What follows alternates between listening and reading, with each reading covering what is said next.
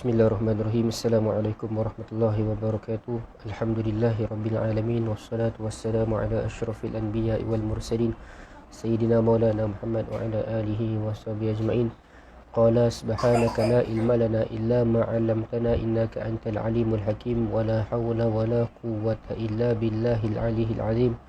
Allahumma salli ala sayyidina Muhammad al-fatihi lima ughliq wal khatimi lima sabaqa nasiril haqi bil haqq wal hadi ila siratikal mustaqim sallallahu alaihi wa ala alihi wa sahbihi haqqa qadrihi wa miqdarihil azim.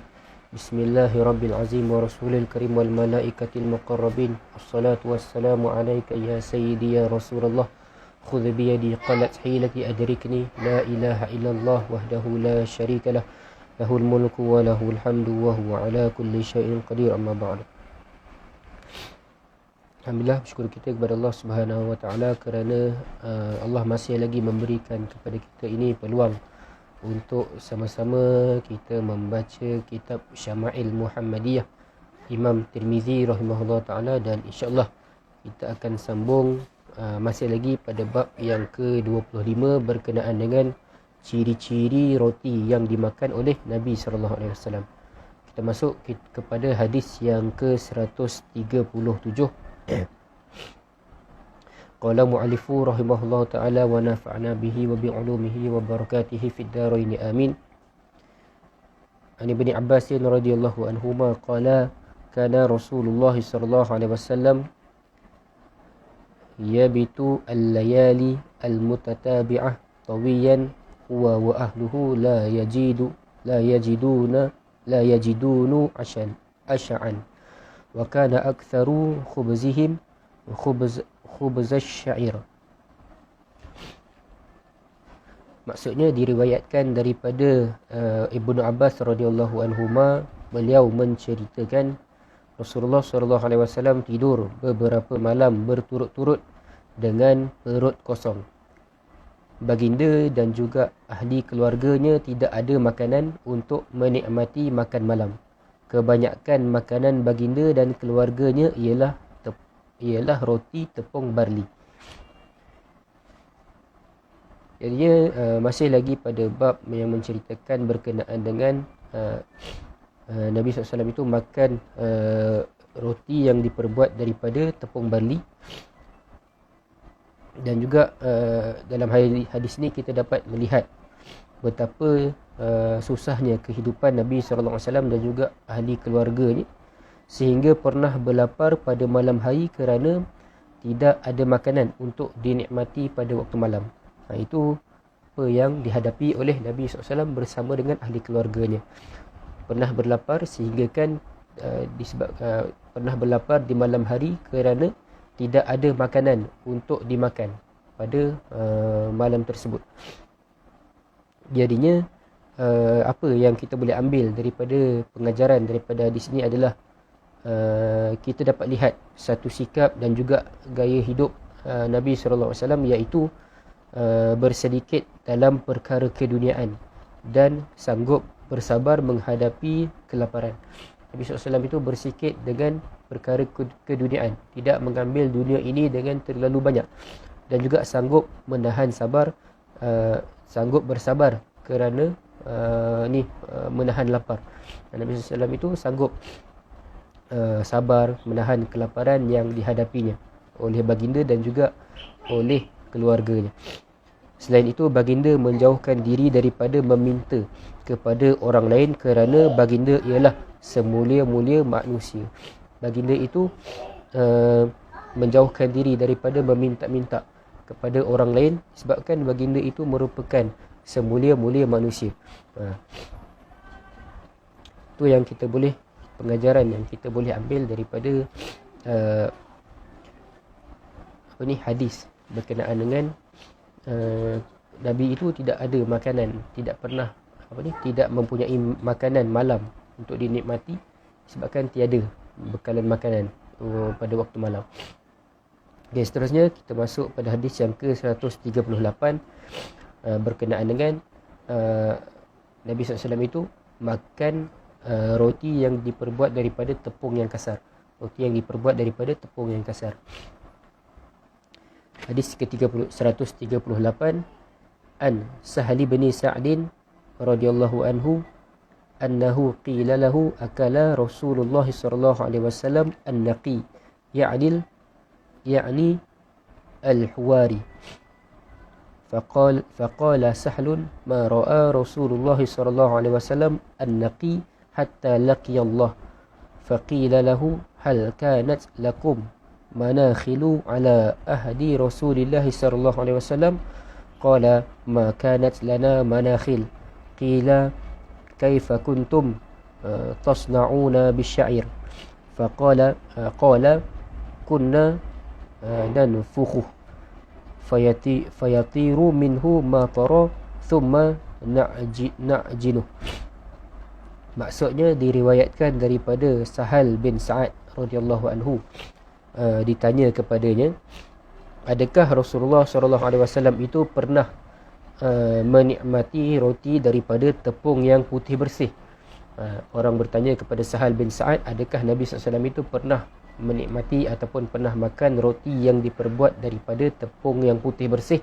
Kemudiannya Sahal berkata, tidak pernah Rasulullah SAW berpeluang menikmati roti daripada tepung putih bersih hingga saat baginda bertemu dengan Allah, yakni sehingga baginda wafat. Tidak pernah Nabi SAW itu menikmati roti yang diperbuat daripada tepung yang putih bersih. Ditanya lagi, adakah kamu memiliki alat penampi pada zaman Rasulullah? Beliau menjawab, kami tidak memiliki alat penampi pada zaman Rasulullah.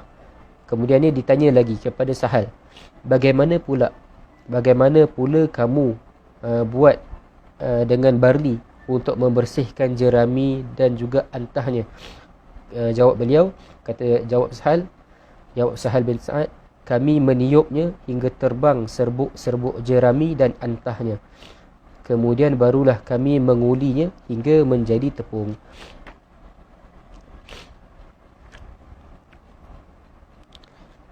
Jadi hadis ni nak bagi tahu kepada kita, nak ceritakan kepada kita berkenaan dengan roti yang dimakan oleh Nabi SAW itu adalah daripada tepung barli yang kasar dan masih mempunyai antah. Dia punya serbuk-serbuk tu lah, yang serbuk-serbuk yang tidak digunakan untuk membuat tepung barli tu. Tidak pernah atau amat jarang baginda menikmati roti daripada tepung yang putih bersih. Tidak pernah ataupun amat jarang sekali Nabi SAW itu makan roti yang diperbuat daripada tepung yang putih bersih. Cara yang digunakan untuk membersihkan bijian barli daripada jerami, sampah dan sebagainya adalah dengan meniupnya, kerana alat penampi belum ada pada masa itu. Kerana kan alat tampi kan kita nak buang dia punya sampah-sampah yang ada pada contoh macam padi kan. Kita nak tampi bagi keluar dia punya kita nak beras saja. Jadinya pada zaman Nabi SAW itu alat penampi itu masih belum ada. Jadinya ditiup barli itu untuk dibuang jerami dan juga antah dan sebagainya, itu ditiup menggunakan cara manual, ditiup.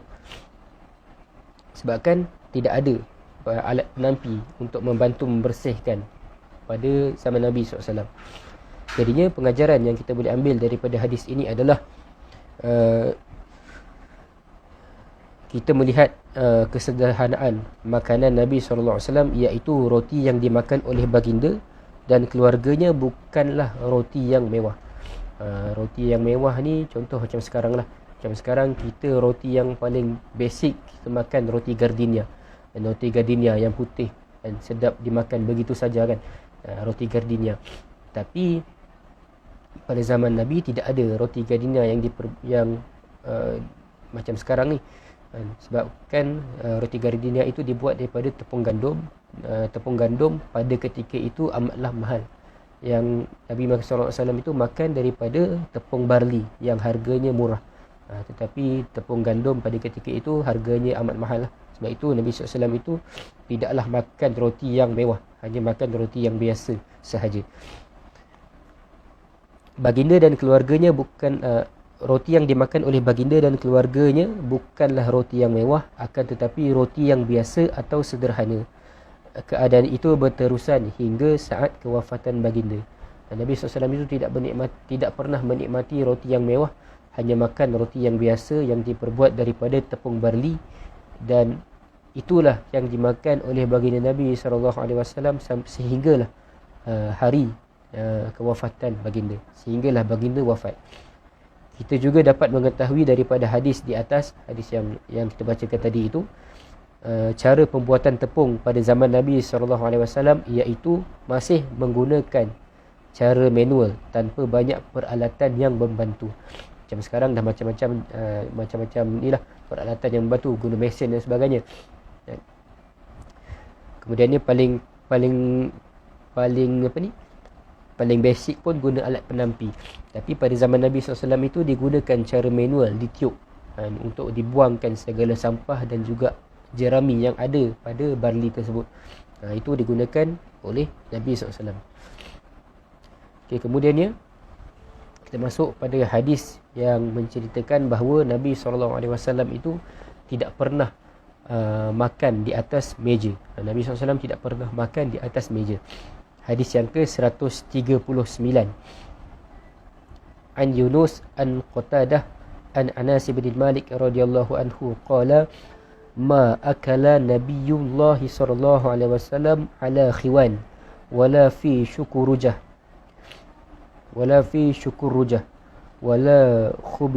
khubiza lahu muraqqaqun. Qala faqultu liqatadah fa'alama kanu ya'kulun. Qala ala hadhihi syufar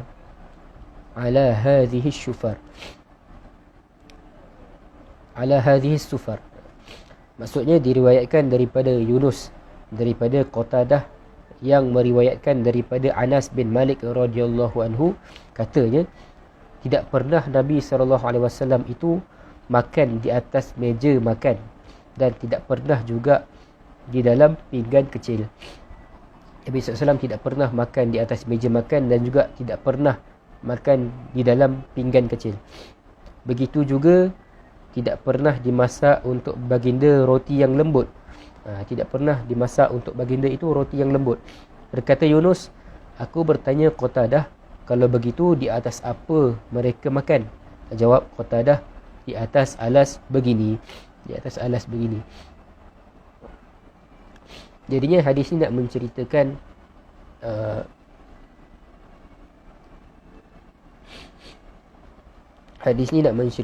kepada kita tempat makan Nabi SAW, yakni Nabi SAW itu tidak makan di atas meja, tetapi Nabi SAW itu makan tempat makan Nabi dan juga bekas makanan Nabi, iaitu baginda tidak makan di atas meja, akan tetapi makan di atas lantai.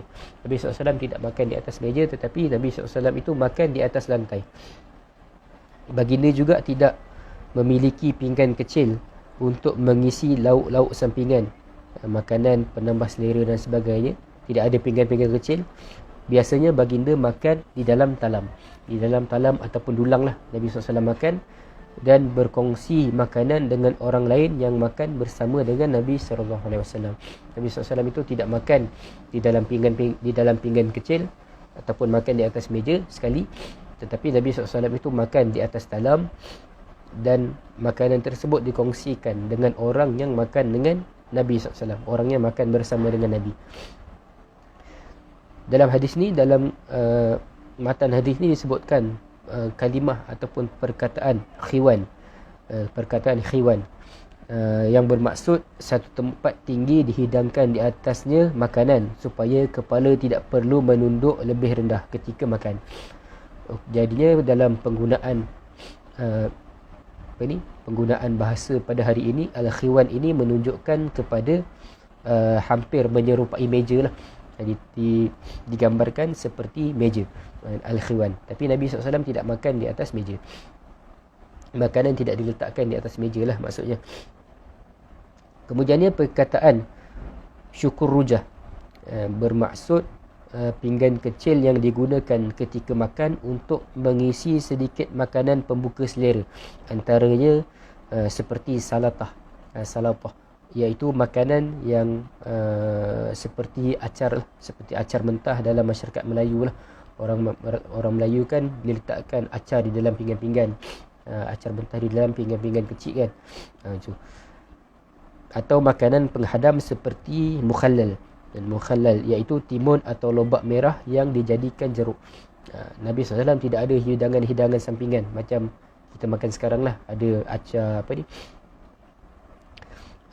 ada inilah, kalau kita makan nasi biryani dan sebagainya, ada lauk-lauk sampingan dia macam acar dan sebagainya.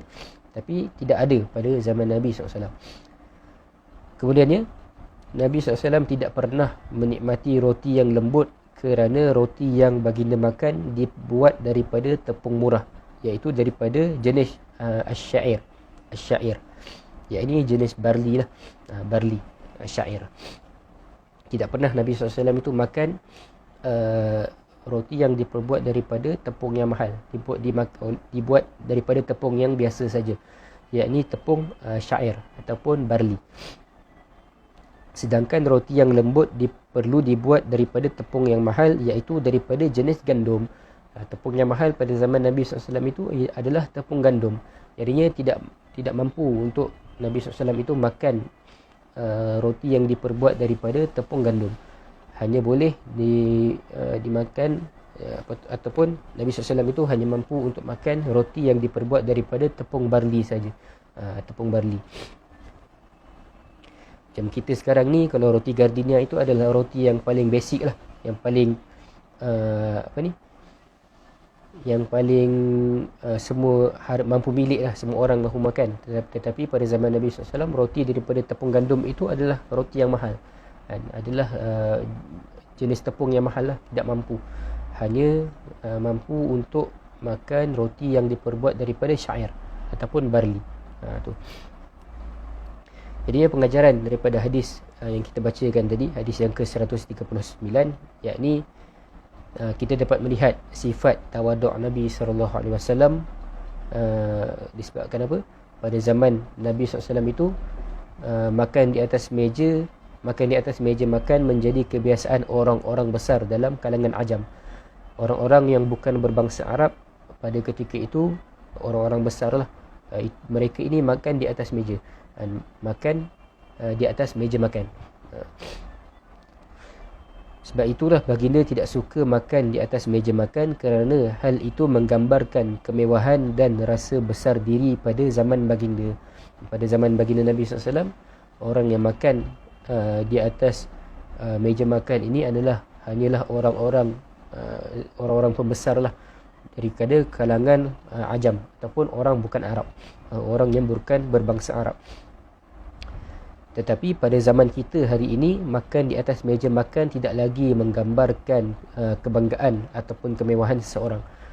Pada zaman kita, makan di atas meja makan itu adalah perkara yang biasa, tidak menggambarkan seseorang itu mewah ataupun berbangga diri, tidak. Hal ini menjadi kebiasaan dalam masyarakat, maka tidaklah dilarang, kecuali jika seseorang itu mempunyai niat berbangga-bangga, maka ia berdosa kerana niat tersebut. Jadinya pada hari ini, makan di atas meja makan itu bukanlah menjadi sesuatu yang mewah ataupun kebanggaan, tetapi menjadi perkara yang biasa dilakukan. Cumanya akan menjadi akan berdosa jika timbul di dalam hati kita itu niat untuk berbangga-bangga, niat untuk merasa megah. Disebabkan apa? Disebabkan kita makan di atas meja makan. Itu akan menyebabkan kita itu berdosa lah, disebabkan niat kita. Tapi kalau kita makan di atas meja makan itu telah menjadi perkara kebiasaan, maka dibolehkan, harus, tiada masalah. Ini sebagaimana yang telah ditegaskan oleh Al-Baijuri, Imam Baijuri, yakni katanya makan di atas meja merupakan satu perkara baharu dalam Islam. Namun hukumnya adalah harus jika tidak ada tujuan takabur, berbangga, jika tidak ada tujuan takabur lah, yakni untuk berbangga ataupun merasakan diri kita ini besar, dibolehkan, diharuskan.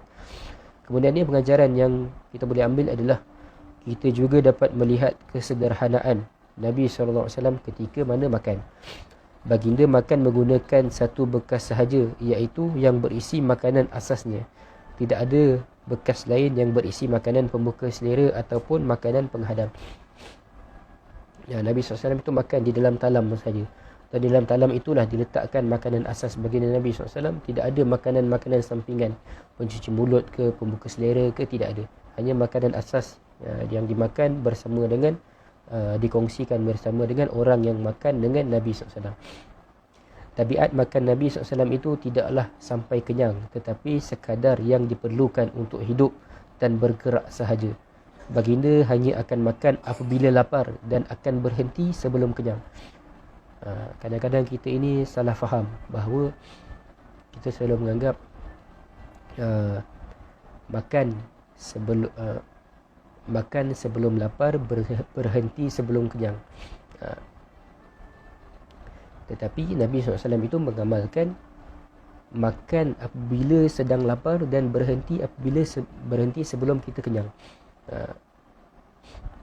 Kalau kita makan sebelum lapar itu menandakan kita ingin makan banyak. Sebab kita belum lapar lagi tapi kita makan, nanti kita akan makan banyak. Tetapi Nabi SAW itu apabila betul-betul lapar sahaja baru Nabi makan, dan Nabi akan berhenti sebelum baginda kenyang. Sebelum baginda kenyang, baginda akan berhenti. Itu yang kita perlu ubah. Kan kita biasa dengar orang cakap makan sebelum lapar, berhenti sebelum kenyang. Tetapi Nabi SAW itu mengamalkan makan apabila lapar dan berhenti sebelum kenyang. Itu yang diamalkan oleh baginda Nabi SAW. Baginda hanya akan makan apabila lapar dan akan berhenti sebelum kenyang. Maka baginda tidak perlu kepada pembuka selera ataupun penghadam. Tidak perlu kepada pembuka selera ke ataupun pencuci mulut dan sebagainya. Tidak perlu. Selain itu, tabiat pemakanan kebanyakan orang Arab pada zaman itu tidak suka makanan yang pelbagai dan bercampur-campur. Makanan asas mereka hanyalah roti yang diletakkan di atasnya lauk, sama ada daging dan sebagainya. Maka tidak perlu kepada bekas yang banyak. Orang Arab pada zaman tersebut hanya makan roti dan juga ada satu lauk saja. Tidak perlu banyak-banyak lauk. Itu orang Arab lah. Kebiasaan orang Arab. Tabiat pemakanan orang Arab pada ketika itu. Jadinya setakat itu sajalah perkongsian hadis Syama'il Muhammadiyah pada hari ini.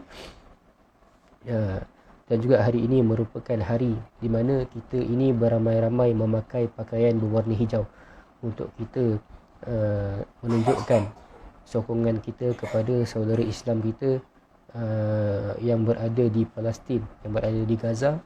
Jadinya sama-samalah kita memakai pakaian berwarna hijau, insya-Allah. Semoga dapat memberikan sokongan moral kepada saudara-saudara Islam kita yang sedang dikhianati dan juga dizalimi oleh tentera Zionis Israel. Jadinya setakat itu sajalah perkongsian hadis Syama'il Muhammadiyah pada hari ini. Wallahu subhanahu wa ta'ala a'lam. Assalamualaikum warahmatullahi wabarakatuh.